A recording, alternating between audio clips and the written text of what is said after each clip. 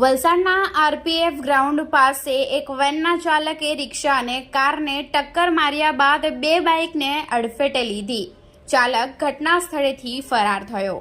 તારીખ 13 જુલાઈ શનિવારના રોજ રાત્રે 11 કલાકની મળતી માહિતી મુજબ વલસાડ શહેરમાં એક ઓમની વેન ચાલક પૂરપાટ ઝડપે આરઓબી તરફ આવી રહ્યો હતો, જે દરમિયાન આરપીએફ ગ્રાઉન્ડ પાસે સામેથી આવતી એક રિક્ષાને અડફેટે લીધી હતી, જેની પાછળ આવતી કાર સાથે પણ વેન ટકરાઈ હતી. ત્યારબાદ બે બાઇકને અડફેટે લઈ ભાગવા જતા આગળ આવેલા વીજ પોલ સાથે વેન અથડાઈ હતી, જેથી અકસ્માત સર્જાયો હતો.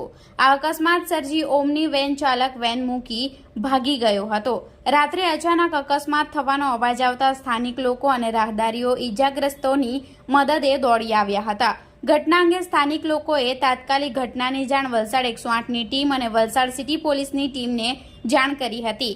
ઘટનાની જાણ 108ની ટીમ અને વલસાડ સિટી પોલીસની ટીમને થતા તાત્કાલિક ઘટના સ્થળે દોડી આવ્યા હતા.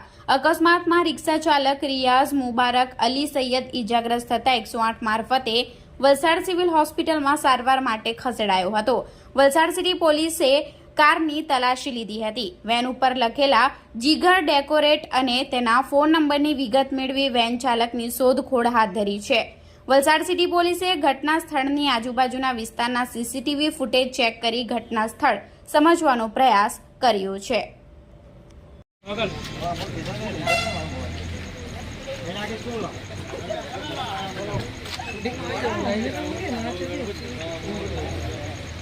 Bye.